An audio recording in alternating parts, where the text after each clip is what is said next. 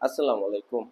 আজকে থেকে আপনাদেরকে আমি বাংলাদেশ ও বিশ্ব পরিচয়ের পুরো বইটির উপর একটা কোর্স নিব এবং প্রতিদিন একটি একটি করে ভিডিও দিব এবং শুরুটা করবো প্রথম অধ্যায় থেকে, যেটা পুরো বইয়ের উপরই করা হবে।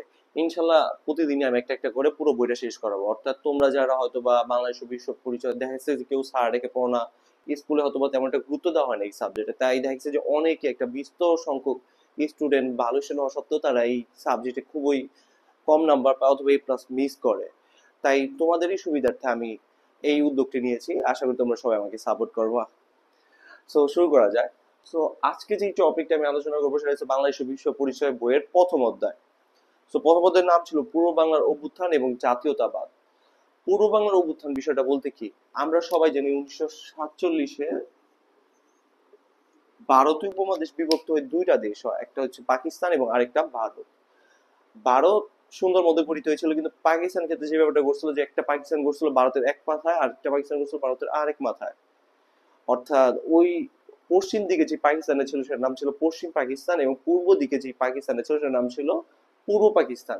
মূলত এই পূর্ব পাকিস্তানের মানুষদের মধ্যে নিজেদের অধিকার রক্ষার জন্য এবং পশ্চিম পাকিস্তান থেকে আমরা যে শোষণ হইতাম সেই শোষণ থেকে বেরিয়ে হওয়ার জন্য এই পূর্ব পাকিস্তানের সকল মানুষ ধর্ম বর্ণ রাজনীতি নির্বিশেষে সবাই যে একাকার হয়ে একটা একটা সংগ্রামে গিয়েছে, এই বিষয়টাকে বলা হচ্ছে জাতীয়তাবাদ। তো 1947-এর পর জাতীয়তাবাদের যদি আমরা কথাটা বলি তাহলে আমাদের জাতীয়তাবাদের প্রথম যে প্রদর্শনী আমরা বলতে পারি সেটা হবে 1952 সাল। আমাদের প্রথম অধ্যায় মূলত এই 1952 থেকে 1970 সাল পর্যন্ত যে ঘটনা প্রবাহ এটাকে বিস্তরভাবে আলোচনা করা হয়েছে এবং 1971 নিয়ে বিস্তরভাবে আলোচনা করেছে দ্বিতীয় অধ্যায়। সো আজকে আমরা এই 1952 থেকে 1970 এই প্রথম অধ্যায়ের এই টপিকটুকু আলোচনা করবো, স্পেসিফিক 1952-এর ভাষা আন্দোলন, কারণ এক ভিডিওতে যদি আমি পুরোটা দিই তাহলে এটা অনেক বড় হয়ে যাবে, তাই ছোট ছোট পাঠ করে দিব। সো প্রথমে যেটা বলছিলাম যে 1947 সালে দুটা দেশ হইলো, একটা ভারত একটা পাকিস্তান, এবং পাকিস্তানের যে দুইটা অংশ, একটা পূর্ব পাকিস্তান পশ্চিম পাকিস্তান। সো পশ্চিম পাকিস্তানটা ছিল মূলত শোষণের ভূমিকা, তারা প্রায় সময় বাংলাদেশের উপর শোষণ করতো। অর্থাৎ ওই সময় যে পূর্ব পাকিস্তান ছিল তাদের শোষণের প্রথম যে দিকটা ছিল বা অর্থাৎ প্রথম যদি আমি আগেরটা বলি তাহলে সেটা ছিল আমাদের ভাষার উপর। পশ্চিম পাকিস্তান এবং পূর্ব পাকিস্তান এই পুরো দুইটা পাকিস্তান মিলে মূলত 56% মানুষ, 56% মানুষ পূর্ব পাকিস্তানে বসবাস করতো। অর্থাৎ আয়তনেও পশ্চিম পাকিস্তান বড় হইলো, পূর্ব বাংলায় কি জনসংখ্যা বেশি ছিল। আর যেহেতু জনসংখ্যা বেশি তাহলে কি বাংলা ভাষা ভাষী জনসংখ্যা কি বেশি হওয়ার কথা, কিন্তু পশ্চিম পাকিস্তান তারা কি করছিল যে এত অধিক সংখ্যক ভাষার মানুষকে মানে অবহেলিত করে তারা তাদের যে নিজেদের যে ভাষা উর্দু সেটাকে পাকিস্তান রাষ্ট্রভাষা করার চিন্তা ভাবনা করে।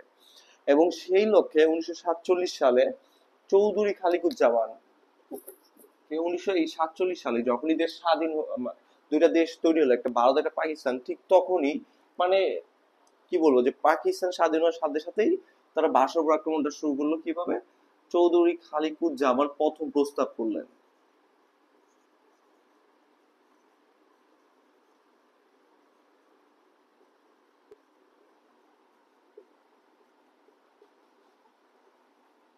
চৌধুরী খালিকুজ্জামান সিদ্ধান্ত দেন বাংলাদেশে এই পাকিস্তান রাষ্ট্রভাষা উর্দু করার দাবিতে। কিন্তু এই রাষ্ট্রভাষা উর্দু করার দাবি যখন জানালো সেই ক্ষেত্রে তিনি বাংলাদেশের এই 56% মানুষের এত বিরাট অংশের যে একটা ভাষা বাংলা সেটাকে তিনি একদমই অবহেলা করে গেলেন, সেটাকে কোনো মূল্য দিলেন না। ফলশ্রুতিতে বাঙালি মানুষ তারা কখনোই তাদের নিজেদের সংস্কৃতির উপর কোনো আঘাত সহ্য করবে না।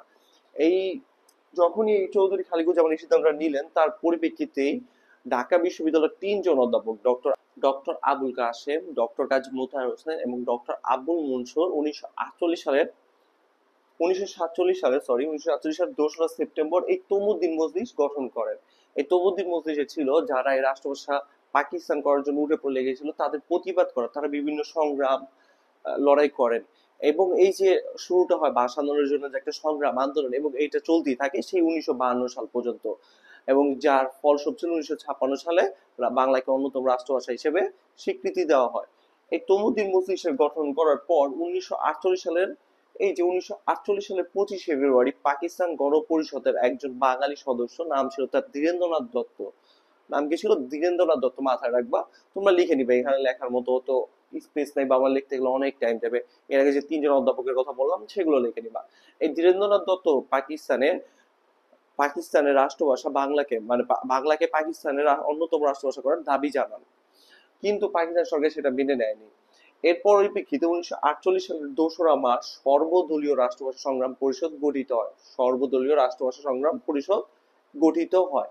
এই সর্বদলীয় রাষ্ট্রভাষা সংগ্রাম পরিষদটা ছিল আগে যতগুলো গঠিত হয়েছিল, এর আগে যতগুলো ভাষা আন্দোলনের জন্য যা যেসব সংগঠন গঠিত হয়েছিল তাদের সকলকে একত্রিত করে একটা সংগঠন হয়, সেটার নাম কি ছিল? সর্বদলীয় রাষ্ট্রভাষা সংগ্রাম পরিষদ। সেটা গঠিত 1948 সালের 2রা মার্চ, এবং তারা একটা কার্যক্রম হাতে নেয় যেটা ছিল 10 এবং 11 মার্চ তারা একটা বিরাট কর্মসূচি পালন করবে রাষ্ট্রভাষা বাংলার দাবিতে, হরতাল এবং পিকেটিং পালন করবে। এবং তারা 8টা দফা দাবিও তুলে ধরেছিল। 8 দফা দাবিটা পরে আসে যখন এই 10 এবং 11 মার্চ, যখন তারা আন্দোলনে নামে, তখন দেখা গেছিল যে 11 মার্চ বঙ্গবন্ধু শেখ মুজিবুর রহমান এবং শামসুল হক সহ 69 জনকে পাকিস্তান সরকার গ্রেপ্তার করে।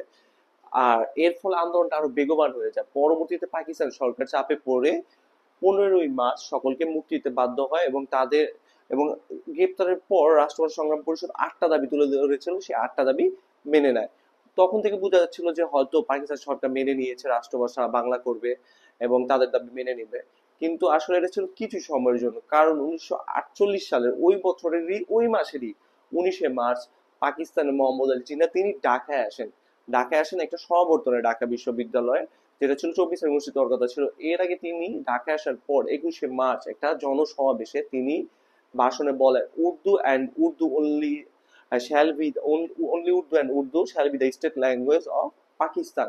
আর তখন থেকে মূলত আরো প্রতিবাদ আরো শুরু হয়ে যায়, এবং এই প্রতিবাদটা সবচেয়ে বেশি দেখা যায় যখন তিনি ঢাকা বিশ্ববিদ্যালয় সমর্থনের বক্তব্যে ঠিক একই কথা বলেন। তখন দেখা গেছে যে ঢাকা বিশ্ববিদ্যালয়ের ছাত্ররা না না না বলে তারা এর প্রতিবাদ জানায়। আর এইভাবে মূলত ছাত্র আন্দোলন শুরু হয়, এবং এই 48 থেকে 52 মূলত এরকম ছোটখাটো সংগ্রামের মধ্যে দিয়ে যেতেই থাকে। এরপর 1952 সালের 26শে জানুয়ারি, এর আগে 1952 সালের 21শে ফেব্রুয়ারি, একটা কথা বলি যে 1952 সালের 21শে ফেব্রুয়ারি ছিল পাকিস্তানের সংবিধান গঠনের জন্য একটা সংবিধানের অধিবেশন হওয়ার কথা ছিল। এই অধিবেশনের আগে 1952 সালের 26শে জানুয়ারি পাকিস্তানের প্রধানমন্ত্রী খাজা নাজিমুদ্দিন, কত সাল? 1952 সালের 26শে জানুয়ারি তিনি সেই একই কথাই বলেছিলেন, উর্দু হবে পাকিস্তানের রাষ্ট্রভাষা। মূলত তখন থেকেই বিক্ষোভটা একদম বেগবান হয়ে যায়। কারণ 21শে ফেব্রুয়ারি কি ছিল? একটা সাংবিধানিক অধিবেশন ছিল পাকিস্তানের গণপরিষদের, এবং এই ঘোষণার পর ছাত্ররা একটা সিদ্ধান্ত নিল যে তারা একটা আন্দোলন করবে, এবং তারা আন্দোলন করার জন্য 21শে ফেব্রুয়ারি দিনটাকে বেছে নেয়। কত তারিখ? 21শে ফেব্রুয়ারি। কারণ ওই যে বলছিলাম 21শে ফেব্রুয়ারি একটা বিশেষ দিন ছিল, সেদিন ছিল সাংবিধানিক গণপরিষদের একটা অধিবেশন ছিল। তো তারা কি করছিল যে সেই 21শে ফেব্রুয়ারি তারা কি আন্দোলন করবে। আচ্ছা, এর আগে বলি আন্দোলনের 4-5টা দিনই, অর্থাৎ এই 20 ফেব্রুয়ারি, 21 ফেব্রুয়ারি, 22, 23, এই প্রতিটা দিনই খুবই গুরুত্বপূর্ণ ছিল, তাই আমি এগুলো সব মুছে দিলাম ওগুলো লেখার জন্য। এখন যেগুলো পড়াবো সবই 1952 সালের ঘটনা। এই যে 20 ফেব্রুয়ারি, 21 ফেব্রুয়ারি যাওয়ার আগে আমি আসি 20 ফেব্রুয়ারিতে, তোমরা একটু বুঝে নিও। 20 ফেব্রুয়ারি লিখলাম। এই 20 ফেব্রুয়ারিতে মূলত পাকিস্তান সরকার একটা 44 ধারা জারি করে, কারণ তারা বুঝতে পেরেছিল এবং জানতে পেরেছিল যে 21শে ফেব্রুয়ারি একটা বৃহৎ আন্দোলন হবে। তাই পাকিস্তান সরকার কি করে? 144 ধারা জারি করে। এখন কথাটা হচ্ছে যে 144 ধারাটা কি ভাই আব্বাস স্যার? 144 ধারাটা হচ্ছে, অর্থাৎ একটা বিপুল জনসমাগমের মাধ্যমে, অর্থাৎ একত্রিত হয়ে কোনো জনসমাগম করা যাবে না, করলে সেখানে পুলিশ গুলি চালাতেও পারে, এই ক্ষমতা আছে 144 ধারা। এবং 144 ধারা জারি করার পর 21শে ফেব্রুয়ারি পরদিন ঢাকা বিশ্ববিদ্যালয়ের ছাত্ররা মিলে একটা সিদ্ধান্ত নেয় যে তারা আন্দোলন করবে, এবং 10 জন করে করে একটা মিছিল বের করবে। কজন করে করে? 10 জন। যখন এই 10 জন করে একটা মিছিল বের করলো, এই মিছিলে পুলিশ গুলি চালায়, এবং সালাম, বরকত, রফিক, জব্বার এরা নিহত হন। এই 21শে ফেব্রুয়ারি কি এই নিহত হন, যার কারণে 1952 সালে 21শে ফেব্রুয়ারি, এরপর থেকে প্রতি বছর 21শে ফেব্রুয়ারিকে শহীদ দিবস হিসেবে পালন করা হতো। এবং 1999 সালে, কত সাল? 1999 সালের 17ই নভেম্বর, তোমরা একটু শুনে নিও, পুরোটা লেখার মতো তো সময় হয় না। 1999 সালের 17ই নভেম্বর ইউনেস্কো সেটাকে আন্তর্জাতিক মাতৃভাষা দিবস হিসেবে স্বীকৃতি দিলে এই ঘটনাটি পুরো পৃথিবী জুড়েই পালিত হয় যে 21শে ফেব্রুয়ারি আন্তর্জাতিক মাতৃভাষা দিবস। এটা দিবস হিসেবে পালিত হয় এবং বাংলার যে একটা অহংকার এবং বাংলার যে একটা অতীত ঐতিহ্য এবং বাংলা ভাষা যে পৃথিবীর আর অন্য কোথাও কোনো ভাষার জন্য কেউ মানে রক্ত দিয়েছে বিরল, এটা হয়ই না। একমাত্র এখন পর্যন্ত শুধুমাত্র একটাই জাতি, বাঙালি জাতি, যারা কি তার নিজের ভাষার জন্য রক্ত দিয়েছে এবং এটা একটা গৌরবের সাথেই পালিত হয়। মূলত 21শে ফেব্রুয়ারি যখন ওই 10 জন করে মিছিল বের করলো, পুলিশের গুলির পর যারা নিহত হলেন তাদের স্মরণে বা তাদের এই যে গুলি করলো এর প্রতিবাদে 22শে ফেব্রুয়ারি আবারও তার মিছিল বের করে। এই মিছিলে গুলিতে শফিউল নিহত হন। কে নিহত হন? শফিউল।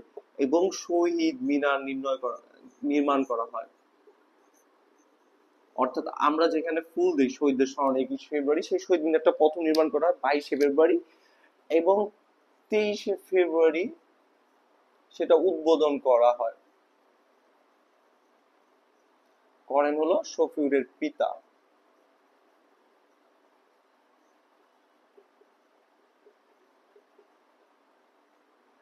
এই যে 20, 21, 22 তিনটা অনেক ইম্পর্টেন্ট, এর সাথে 24শে ফেব্রুয়ারি এইটাও ইম্পর্টেন্ট এবং এই 24শে ফেব্রুয়ারি পাকিস্তান সরকার সেটা ভেঙে ফেলে।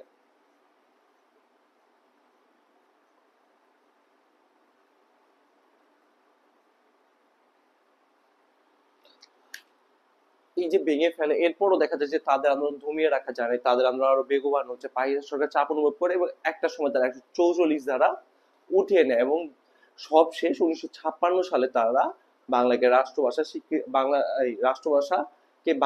বাংলাকে রাষ্ট্রভাষা হিসেবে স্বীকৃতি দিতে বাধ্য হয় 1956 সালে। কত সালে? 1956 সালে। এই বাঙালি জাতীয়তাবাদের ইতিহাসে এটাই ছিল প্রথম ঘটনা, অর্থাৎ এই ঘটনার মাধ্যমে বাংলাদেশের যে একটা জাতীয়তাবাদের বিকাশ ঘটতে পারে, একটা জাতীয়বাদের চেতনা, সেটাই প্রথম হয়, যার ফল ছিল 1956 সালে বাংলাকে রাষ্ট্রভাষা হিসেবে স্বীকৃতি দেওয়া।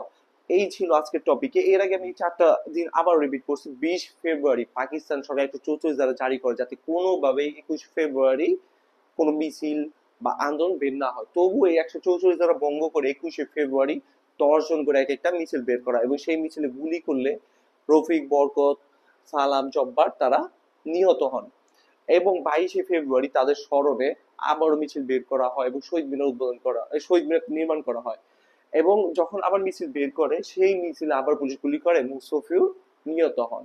তারপর 23শে ফেব্রুয়ারি সেই শহীদ মিনার উদ্বোধন করা হয় এবং উদ্বোধন করেন শফিউলের পিতা এবং 24শে ফেব্রুয়ারি সেই শহীদ মিনারটাকে আবার ভেঙে ফেলা হয়। সেই সময় 1952 সালে এই ভাষা আন্দোলনকে কেন্দ্র করে অনেকগুলো সাহিত্য রচনা হয়। এর মধ্যে উল্লেখযোগ্য এবং বিখ্যাত হচ্ছে মাহবুব আলমের কাঁদতে আসিনি ফাঁসির দাবি নিয়ে এসেছি, আলাউদ্দিন আল আজাদের স্মৃতির মিনার, আব্দুল গাফারের আমার ভাইয়ের রক্তে লাগানো, যেটা অনেক বিখ্যাত, তোমরা সবাই জানো এটা, এবং মুনির চৌধুরীর কবর, যিনি এই কবর নাটক রচনা করেন জেলে বসে। সো এরকম আরো অনেকগুলো ছিল, তবে এই 4টা ছিল অনেক বিখ্যাত এবং তোমাদের পরীক্ষা আসার মতো। এই ভাষা আন্দোলনের প্রেক্ষাপট একটু বড় কারণ এটা পরীক্ষা আসে, তাই বিস্তারিতভাবে বুঝিয়েছি। নেক্সট ক্লাসে আমরা ইনশাল্লাহ 1953 যুক্ত ফ্রন্ট গঠন বাকিগুলো আলোচনা করবো ইনশাল্লাহ। সো সেই পর্যন্ত সবাই ভালো থাকবা, সুস্থ থাকবা এবং অবশ্যই পড়ালেখা করবা, সামনে পরীক্ষা এসএসসি ঘনিয়ে আসছে। ধন্যবাদ সবাইকে।